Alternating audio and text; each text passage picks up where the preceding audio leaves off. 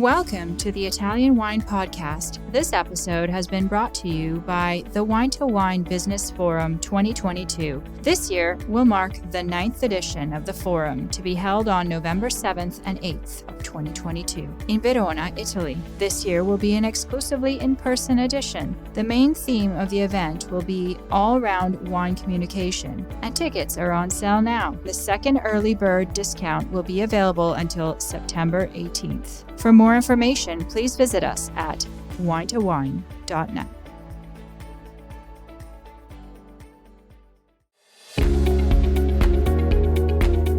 Italian Wine Podcast, a Wine2Wine Business Forum 2021 media partner, is proud to present a series of sessions highlighting the key themes and ideas from the two-day event held on October the 18th and 19th, 2021. This hybrid edition of the Business Forum was jam-packed with the most informed speakers discussing some of the hottest topics in the wine industry today. For more information, please visit wine2wine.net and tune in every Thursday at 2 p.m. Central European Time for more episodes recorded during this latest edition of Wine2Wine Business Forum.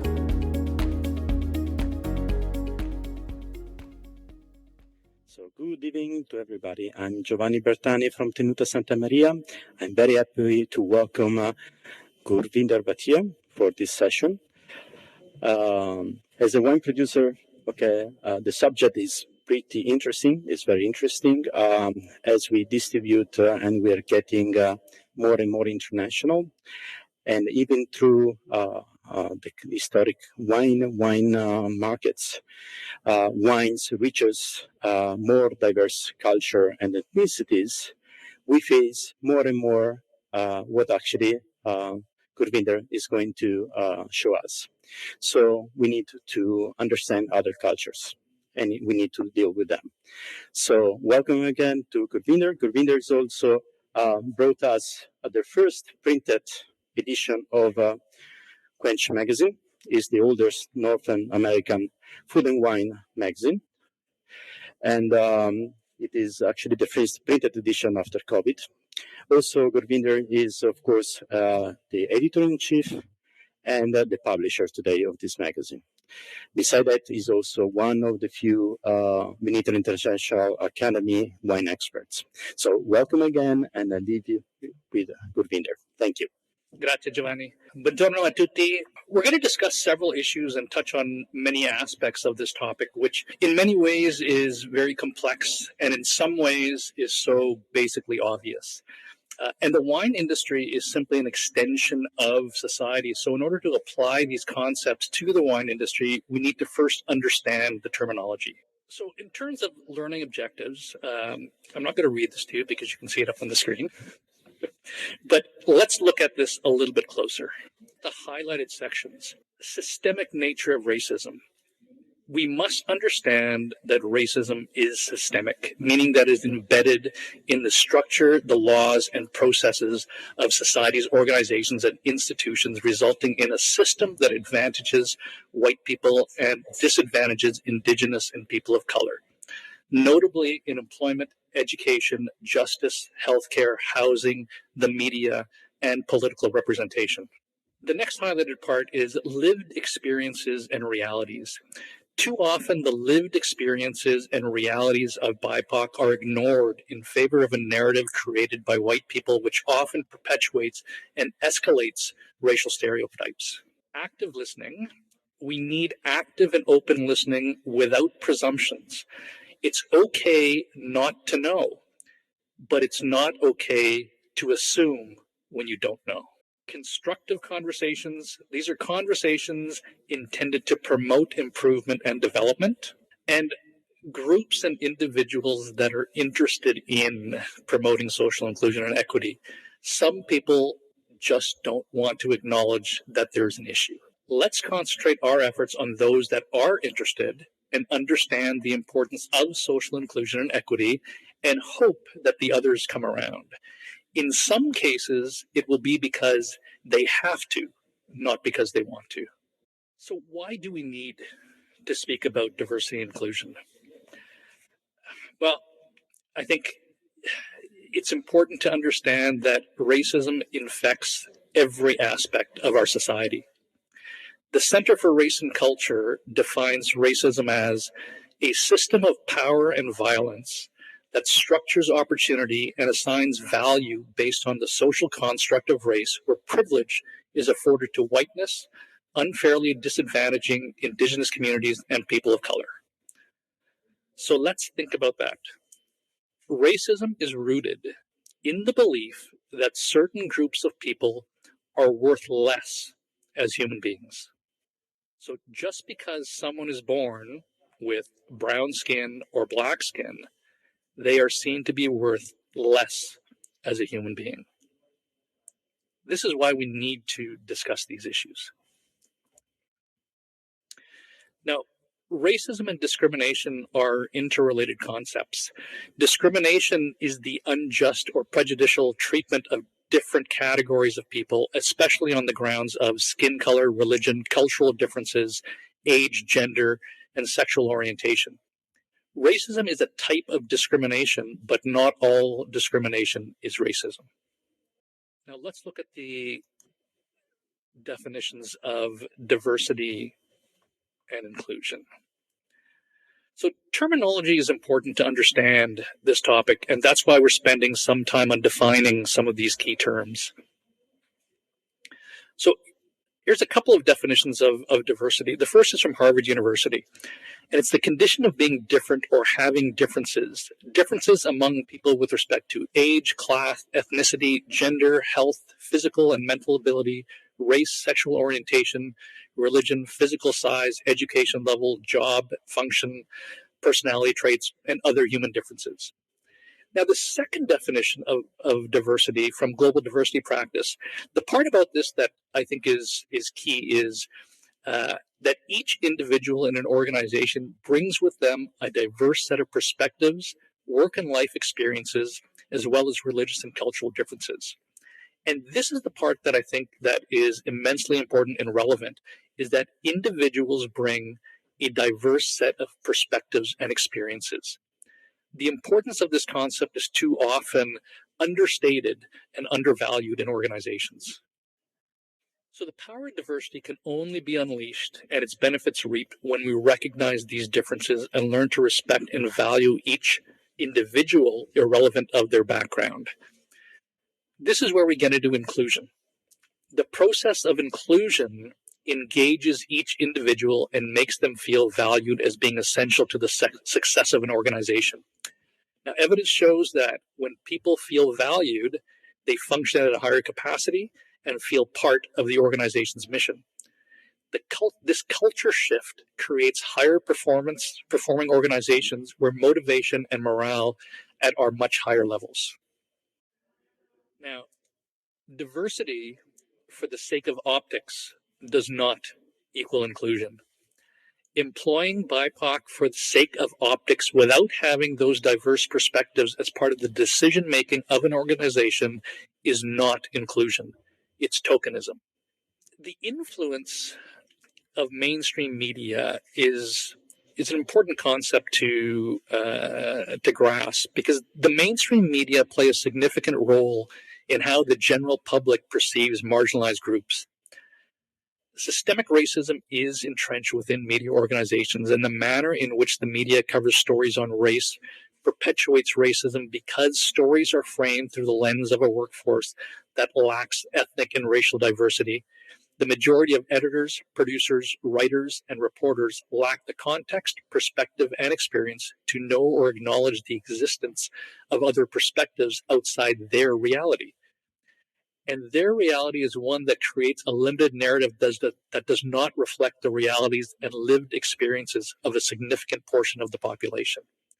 Now, this significantly impacts the public's perception of race if the media frames these stories only through one lens. In the week immediately after the killing of George Floyd, most stories in local media focused on protests turning violent. There was no initial mention of systemic racism and why Floyd's murder served as a catalyst to the protests. It was only after pressure mounted and more people publicly expressed their outrage did the media's coverage start to look beyond a singular perspective. Now, I bring up George Floyd because his murder infuriated enough of mainstream of society to act as a catalyst to start having these conversations again. And I say again because these issues are not new. These issues have existed for centuries, and we've been having the same conversations for as long as I can remember throughout the 56 years that I've been alive. Outrage is too often fleeting. The question is how we can sustain the current focus on systemic racism that exists in all aspects of our society, including the media, and actually create change, or are we destined for this to be another brief period in history where change is demanded, yet the needle only marginally moves? There's a little question that Black journalists, Indigenous journalists, and journalists of color are underrepresented in the media, particularly in decision-making roles. If you have a homogenous group of people with decision-making capacity, they determine what stories are relevant, how these stories are presented, and who is presenting them. The media need more BIPOC in decision-making roles, and not just for optics. Hiring a person of color as a managing editor, but having that individual still be bound by the status quo lens of white management, or if that individual refuses to advocate for change, whether it be because of fear of negative repercussions, or wanting to fit in and not rock the boat, or to prevent other BIPOC from advancing, will not result in change. Now, this parallels other organizations in society, and the media contributes to those issues. Let's consider the culinary industry, and one of the biggest issues that has been brought to light is cultural appropriation. Cultural appropriation is the adoption, often unacknowledged or inappropriate, of ideas, practices, customs, and cultural identity markers of one society or group by members of another group or society that typically has greater power or privilege, without substantive reciprocity, permission, compensation, understanding, appreciation, or involvement. Examples of cultural appropriation in the culinary world, all too common for a white chef to get notoriety for their take on an ethnic dish, when chefs of the culture whose dish is being appropriated are not acknowledged or recognized or compensated or involved in the process. And again, the media plays a role in this. Adrian Miller, who is a culinary historian and James Beard Award-winning author, writes about the history of barbecue in the U.S. He writes that for much of U.S. history, African Americans were barbecue's principal cooks. Unfortunately, starting in the 90s, the culinary legacy of African Americans gradually diminished or was completely erased in the media. And Miller writes, "The cooks who get celebrated now are primarily white men, and that's mainly because it's white-dominated media who often decide which food stories get told and who gets put in the spotlight. When people with a growing interest in barbecue wanted to know what this particular food is and where to get the good stuff, white dudes were presented as barbecue experts, even though many black barbecuers should have been selected." Now, another example is white chefs selling butter chicken and naan bread and representing it as Indian cuisine. They are relegating one of the most diverse culinary countries in the world to an often bastardized dish, and the ignorance of not even doing a little bit of homework to know that naan already means bread. And don't even get me started on chai tea. That's a whole different game that I'm not going with. But what are the consequences of cultural appropriation? Dr. Kelly Chong says that it perpetuates generalizations and stereotypes of the marginalized group. It often misrepresents and distorts the original meaning of these elements, exoticizes, simplifies, and commodifies them for display and consumption by the mainstream public. And it diminishes the relevance and importance of the element taken from the minority culture and deems that it is more societally acceptable only when the majority culture adopts it. Now, when we look at cultural appreciation and exchange, eating and enjoying food from another culture is one of the best examples of cultural appreciation and exchange. However, where someone of the dominant culture is profiting off the custom and culture of a marginalized culture without recognition and compensation, this is where the issue occurs. True appreciation entails some level of understanding and respect. Are you open to learning about what it is that you're using, or do you choose to ignore the feelings of the people from the culture you were borrowing from. Cultural appropriation diminishes and dilutes. Cultural appreciation acknowledges and honors. Cultural exchange is mutual, and it's upon invitation. Rachel Kuo wrote, "When people think culture can seemingly be understood with a bite of food, that's where it gets problematic." Are you enjoying this podcast? There is so much more high-quality wine content available from Mama Jumbo Shrimp. Check out our new wine study maps or books on Italian wine, including Italian Wine Unplugged, and much, much more. Just visit our website, mamajumboshrimp.com. Now, back to the show. How do we avoid cultural appropriation? Ask yourself these questions. Is there a history of discrimination against this identity group? Do your actions perpetuate negative stereotypes? Are you depicting the culture incorrectly? Am I using someone else's cultural or religious symbols out of context? Does this offend anyone from the cultural group of origin? And am I benefiting at the expense of the cultural group of origin?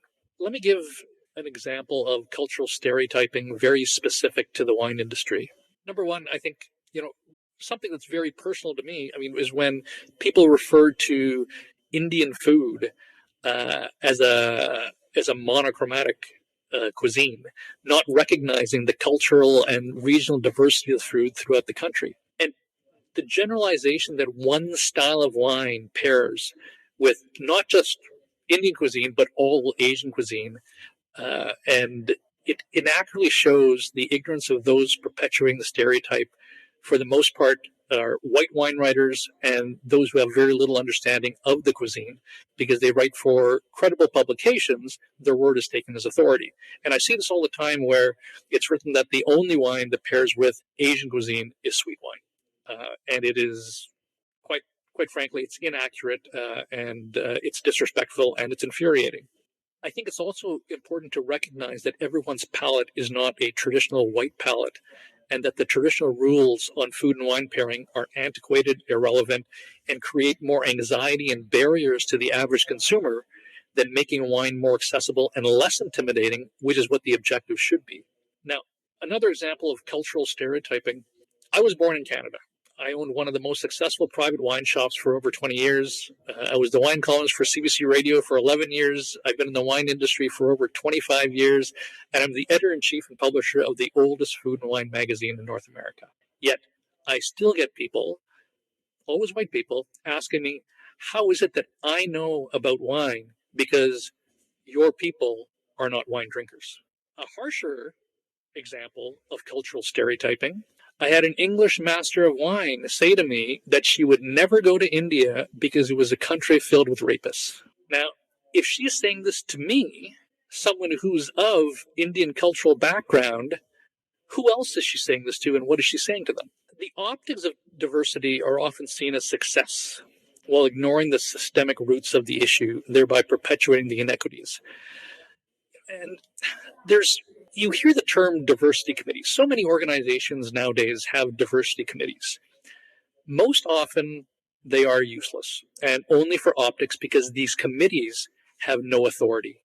Diversity and inclusion has to be ingrained in every aspect of an organization, and the policies have to have substance in all aspects of decision-making and culture, from hiring, advancement, workplace environment, anti-racism policies, and on and on and on and on.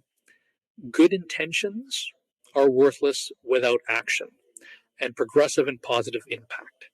And change must occur now, when there is outrage, when the issues are at the forefront, and while the focus is on all our institutions, including the media. And more than BIPOCs telling stories and deal with BIPOC issues, it's about having and considering different perspectives and seeing issues through more than a single monochromatic lens. It's always interesting when I talk to people about the direction we're taking with Quench Magazine since I purchased it, to ensure that we are telling the stories that need to be told the way they should be told by the people who should be telling them, and to make our content relevant to more than just the traditional audiences. When I speak with people who are white, the discussion is about how diversity is very much a concept. When I speak to other people of color, it's more about making the magazine a true representation of society, because diversity is not a concept. It is how we live our lives every day. And I've said this before, but diversity and inclusion must occur at the ownership, senior management, and decision-making levels in order for it to have any effect. Now, there's many considerations, but let's talk about what are the economic benefits of being inclusive. Number one, you're drawing from a bigger talent pool. You can hire and keep the best talent. Understanding people with different backgrounds, their cultures, their customs, and values has added value. The traditional way of doing things is frequently limiting. Diversity and inclusion allows for creating new paths, which can open up new audiences. Now, those individuals, employers, or institutions who understand diverse views appeal to a wider range of the population and are more likely to succeed. In a global marketplace, a company that employs a diverse workforce and is respectful and understanding of other cultures is likely better equipped to succeed. If your sole purpose is to benefit economically from a culture without respecting or understanding that culture, any benefits will likely be short-term and not sustainable. So let me give you an example of a very recent experience, an example of bad business. 2 weeks ago, I was in Bordeaux on a press trip with 4 others, 4 Canadians, 1 American, everyone white except for me, which has been normally the case on many of my press trips for over the last 25 years. So one of the producers, an older white man, asked me if I was familiar with Canada. And I said that I was born there. And he looked surprised. He didn't ask the other white journalists if they were familiar with the country. And the conversation pretty much digressed from there. But these antiquated views and interactions hold back the industry from attracting consumers and penetrating markets that aren't predominantly white. And it's important to recognize that good intentions are not enough. You need to have learned knowledge, and you need to take the time to educate yourself. Now, sometimes organizations do the right thing, but not because they believe it's the right thing to do. They won't change just because it's the right thing to do. If that was the case, change would have already happened. They will change because of outside pressures, losing customers, in the case of media, advertisers pulling their dollars, being shamed in public for being seen as not supporting and promoting diversity and inclusion. And at some point, and I believe that point is coming, if organizations do not expressly denounce racism, they will be seen as supporting it. It will no longer be enough just to be non-racist. You must be anti-racist. Now, some of the takeaways, inclusion is only possible when the narrative exists and is communicated through more than a single lens, and there is a greater representation of our society on all facets and levels of decision making. And importantly here, everyone benefits when we work to improve equity for all, including non-BIPOC people. And I think that is one of the key elements that sometimes mainstream society doesn't comprehend or want to understand, is that society as a whole will benefit as we incorporate diversity and inclusion in all aspects of our society. I've left some time here for questions, and I think actually, Giovanni told me a story about when on one of your trips to China, and I think that's a great example of looking at a market that I think too often look at in a very homogenous way, yes. and understanding that to actually do business in a market to any significant degree, you have to understand all aspects of that market. For myself, by the way, I love your presentation because it's actually what I'm experiencing in a lot of my trips in different countries and being in contact with different cultures. One of my last trip before COVID was in China, in Beijing, for a big wine event. And I refused to be booked in a 5-star hotel, in an international hotel. I didn't want to be in a golden cage, in a bubble, just, just meeting Italians abroad, presenting wines. I wanted to experience the culture. So I told this organization, I'm sorry, not going to book with you. And I booked in a hutong that is actually a traditional Chinese house inside the old city of Beijing. Okay. And I spent the days there looking at people who were actually going out of the house, taking their bicycle or cars. I went to the local restaurants with my local importers. I avoided, as I usually do, Italian restaurants. I think it's very important to understand the culture, and was a great experience, eye-opening. And I think even though it's a small thing, okay, I'm not going to change. Deep, process, rooted process with this in our society that will take time. Is just small things you can do in your everyday life and business experience to open yourself and understand and appreciate the culture. So even with small things, and one thing is actually avoiding to be always with your own culture. So try to mix with the other cultures. Thank you for your presentation again. And I think it's not just about looking at new markets that are traditionally seen as not wine markets, but it's also looking at existing markets and groups of people in those markets that have traditionally been ignored. And so the approach that we take in the wine industry, I think, has to be a much broader perspective than what has traditionally been taken. And I mentioned, the food and wine pairing aspect. I mean, those rules, and I know most people now have evolved past those rules, but it is still something that gets written about too often in too many publications. And it is from a very narrow perspective and ignores the type of cuisine that exists even in North America. It's not just something about food in different countries around the world. It's about food also in North America and in Europe, where we are looking at wine as something that we want to make more accessible for the average consumer. And I think sometimes as an industry, we don't give the consumer enough importance or credit. And we need to put much more focus on making wine something that is not intimidating and that is much more accessible than I think what's happened over the last decade in particular. I think 20 years ago, there was a great effort in our industry to make wine accessible to the average consumer. And then I think we got very much away from that. And the last decade, I think, has been not a shining light on the wine industry in terms of how the consumer has been treated. And I think we need to get back to understanding that we need to make wine much, much more open and accessible for everyone.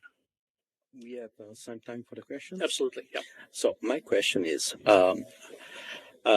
as we work in the wine industry, and in the wine industry, there is often the idea that education is the future for our business. We need to educate our distributors. They need to do their own stuff. What do you think about for the future, including different cultures in education? I think I feel myself when I visit the United States, North America, is that most of the people I work with, they don't really touch those different ethnic restaurants, a different culture, because they don't know them. They don't understand them. There is an education problem. So it's not actually, I think, pure racism. It's sometimes they basically don't know them. So what do you think about this? Well, I think that's a very important point. And again, as I mentioned at the beginning, these issues are very complex in some ways, and in some ways they're so obviously simple.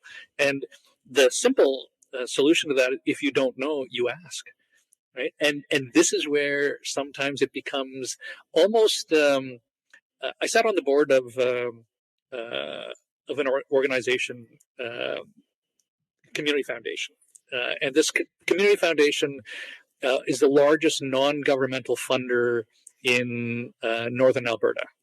Grants some $28 million a year into the community. And on the board, the discussion was about, okay, how do we engage members of different communities, the cultural communities that live in the city? And it was 14 board members around the table, 12 white board members and 2 non-white board members. And there was this discussion amongst all the white board members in terms of how do we engage these other cultures. And so finally, I just said, ask them. And really, I mean, it can be as simple as that, because again, it's okay not to know, right? It's okay not to know, but the next step is okay, I want to know, explain it to me. And I think people are intimidated by that, but they shouldn't be, because just the expression of interest is something that will be new and welcoming relative to what the situation has been, which is basically, I don't know, so I'm not even going to go there. So I think, you know, the best way to find out about something is to ask, and I think that question or that approach will be very much appreciated and welcomed. My question's about wine media, and specifically, you've been in the industry for 25 years. Have you seen? Do you feel like things are moving in the right direction? And then also, in addition to that, maybe even, I know it's a whole other can of worms, but gender inequality, because it's kind of the same thing. Have you seen improvements in the wine media sphere? Do I see things improving? You know, it's almost a situation sometimes where it's 2 steps forward, 1 step back, and in some cases 2 steps forward, 3 steps back. There's been periods over the last 20 plus years where I have absolutely seen progress. Yet too often we see the same issues, we see the same things written, because quite honestly, it's the same people who were writing 20 years ago, 30 years ago, that continue to write the same way today. And they write in publications that are considered to be respected publications, so their word is taken as authority. And are there new voices? Absolutely, there are new voices. And I love seeing these new voices that are out there that are giving the different perspectives. The problem is that too often there's too many people that are holding on to the old perspectives, because these people have been doing it and writing this way for a certain period of time. And the audience, while the audience is becoming more diverse because the industry is welcoming more a diverse audience in, the audience is still predominantly a traditional audience. So is there progress? Yeah. Is it taking time? Absolutely. Do I want to see go faster? Absolutely. And one of the reasons why I bought the magazine is to push that process a little bit faster than what I've seen in other publications. In terms of gender equality, I think that is something that, and I'm probably not the right person to be to be speaking to that, in the sense that I can speak from the perspective of what I have seen in our publication, and I can speak from the perspective of what the conversations I've had with many female writers, and I think that I mean, Quench was one of the few publications that 15 years ago our writers were half female, half male. We had gender equity a very long time ago, because the magazine has been, I think, relatively progressive compared to most. In the industry as a whole, I think I see it improving based on when I'm on a press trip and the breakdown of the people who are attending. Do I still think that there's a long way to go? Absolutely. In terms of compensation in the industry as a whole, there was a study done in Canada recently for female winemakers versus male winemakers, and there is not equity as yet. And so I still think that in all aspects of equity, we need to continue to move forward. And there's a lot of hard work that still needs to be done. Do we have any other questions on our presentation today? Well, it's about working towards inclusion. As someone who builds wine businesses and companies from the bottom up, there's a responsibility that I feel that I have to, and we've had this conversation a number of times before. I'm very fortunate to be already versed in this, and we've had the conversation where I didn't quite know, and I still am learning. That's why I'm here. But as someone who's working towards ensuring that you're running a business properly, we've come across the challenges where there's an inequity between those who have perhaps the highest level of education and exposure. That does not correlate with members of the BIPOC community or gender as well.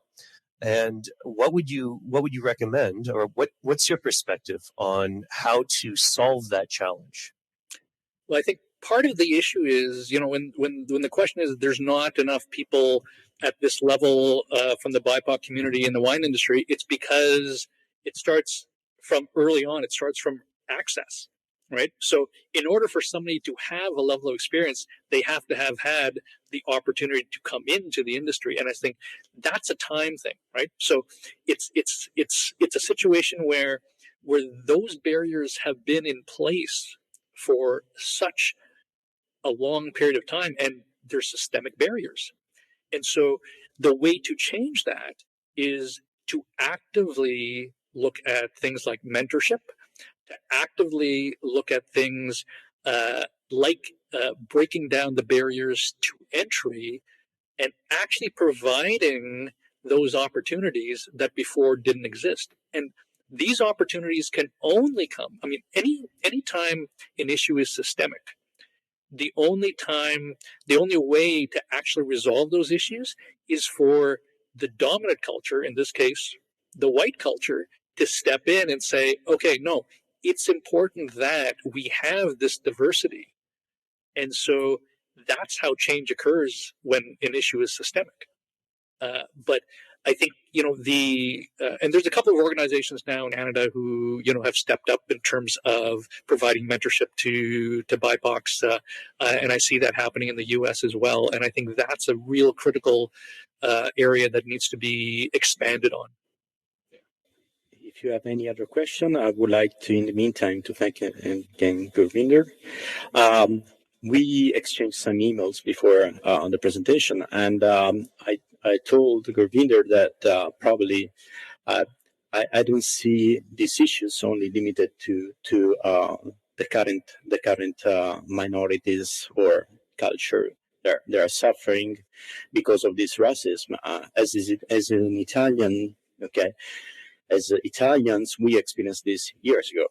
We were the minority. We were an underestimated, appropriated, culture into North America. Okay, and then we became integrated with society and part of society that was not anymore possible to ignore. So my hope is that even to the wine business, even into the industry, we say there is not actually reasonable and actually respectful to start to include minorities, but it's actually also a lost opportunity, as I was saying before, where you're not able to speak with the Indian community, to the Korean. If you talk about like New York, for example, there is a big Korean community in the wine industry. You lose the Chinese community. You're losing a substantial market. Substantial market. Okay, so even though So I hope actually would be needed also under this point of view. Okay, and integrate into education, to understand that you need to address the full society. It's not possible anymore to stick to the old, ideas. So again, as Italian, we slowly and through a long time reach this position. Now, of course, if you go back like 40 years ago, 50 years ago, Italian, restaurants in the United States were spaghetti meatballs. Now we have Michelin stars. Okay. I see when I was a kid, I was traveling with my father, there was trattorias back then. Now, the top restaurants in Manhattan, between the top restaurants, you find Italians. But actually would be, because it would be like this for every culture that you can find in the country and in North America in general. Is a lost opportunity, to enrich yourself and meet, and meet also under the personal point of view, not be able to reach the different communities and cultures. So thank you very much for the presentation. Grazie, Giovanni. And I hope actually the change will be faster than what you see, soon. Okay, and it will be great. Okay, thank you again. Grazie.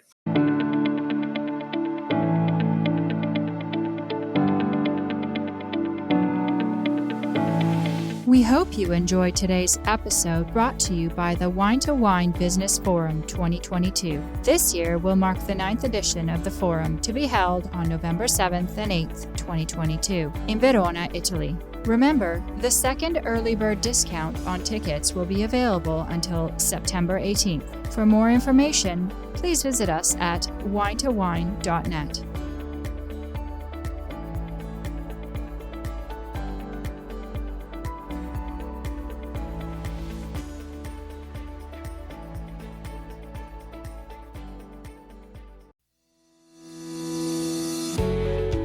Guys, I'm Joy Livingston, and I am the producer of the Italian Wine Podcast. Thank you for listening. We are the only wine podcast that has been doing a daily show since the pandemic began. This is a labor of love, and we are committed to bringing you free content every day. Of course, this takes time and effort, not to mention the cost of equipment, production, and editing. We would be grateful for your donations, suggestions, requests, and ideas. For more information on how to get in touch, go to ItalianWinePodcast.com.